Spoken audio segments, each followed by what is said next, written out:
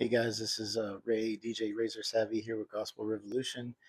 Wanted to talk today about the sin of lust. The reason why I wanted to focus in on the sin today is because it's a dangerous sin. I mean, and I feel like people kind of gloss over it or don't give it as much attention as other ones. I mentioned before that I help with the and attend the Celebrate Recovery ministry here in Vegas at the Crossing in Southwest Vegas. And we meet every week. I help out, of course, volunteer, but I also attend as well. And one thing I noticed, without sharing any like specific stories, of course, is that, I think we all kind of struggle with lust. I mean, it's something that we all can struggle with or can give into, men and women alike. I think probably men have a harder time with it than women for the most part.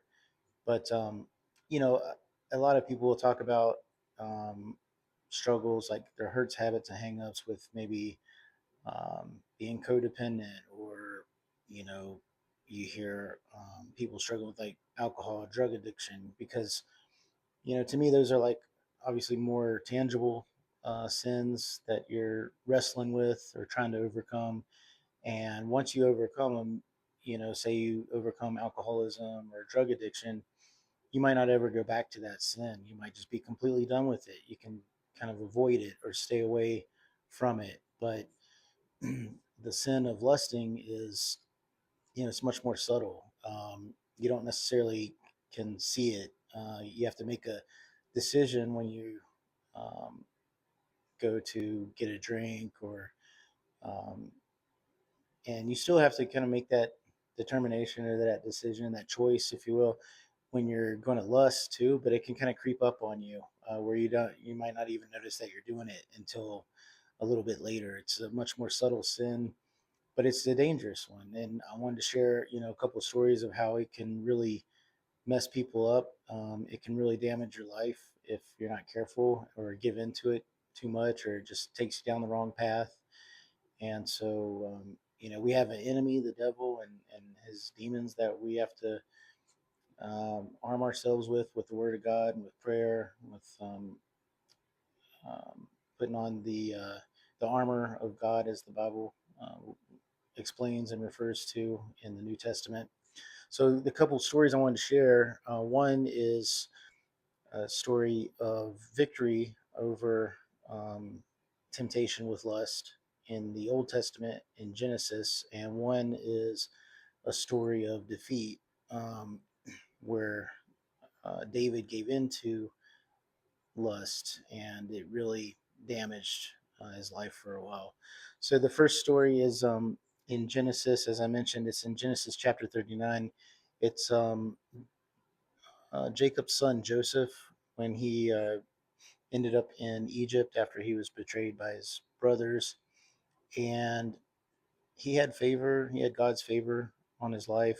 So he came up, so to speak, with the Egyptians and ended up serving in Potiphar's house. Potiphar was the captain of the guard under Pharaoh, and he was serving in his house. And Potiphar's wife really liked Joseph and was pursuing him and wanted to sleep with him, and kept trying to make advances, and he just kept refusing until one time she made an advance when it was just her and him. The story is in chapter Genesis chapter 39. If you want to take a look at it and read it for yourself, but he ends up running out of the house, out of the room, just leaves the situation altogether, and didn't give in to it. He had victory over it in that instance. She ended up lying about it, for those of you that may not know, and kind of got him in trouble anyway. But he still did the right thing in the eyes of God, and was later blessed for that. And in contrast to that, in the book of Samuel, it's actually Second Samuel chapter 11. It's talking about David and Bathsheba, where David was in his, I believe it was his palace, and he saw Bathsheba from a distance. He was out on like the rooftop and saw her like, I don't know, laying out or bathing. I believe she was bathing, and he lusted after her and let the lust kind of take hold, and pursued her, and had his servants bring Bathsheba to him, where they slept together.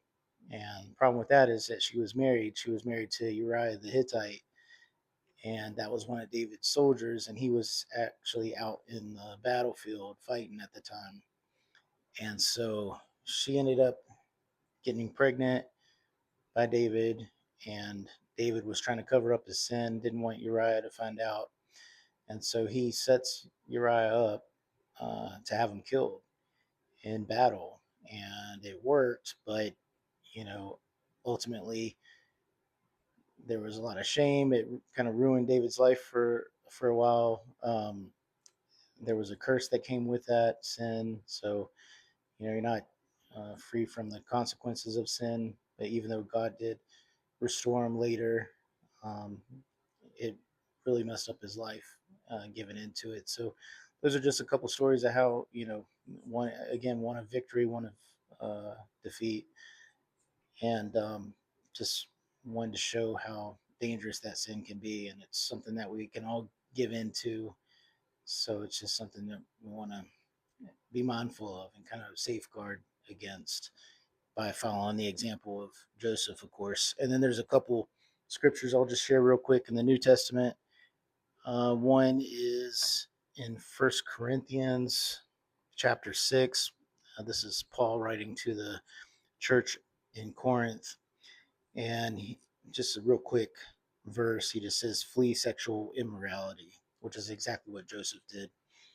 And then in 2 Timothy chapter 2, verse 22, this is again Paul writing to Timothy, and it's verse 22. It says, flee also youthful lusts, but pursue righteousness, faith, love, peace with those who call on the Lord out of a pure heart.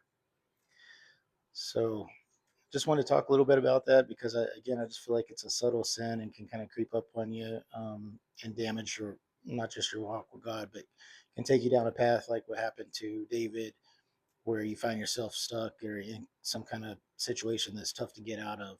That's what sin does. It entangles us, and uh, can trap you for a while, and it can be tough to get out of. So, but God's still God, and He's loving and willing to forgive us if we turn from our sin. So that's the good news. So just be encouraged with that, and yeah, just seek God. Or if you're a non-believer, I encourage you to look more into Christianity and why we follow Christ. And that's all I got. So yeah, to God be the glory, and remember, God plus one is the majority. All right, thanks, guys.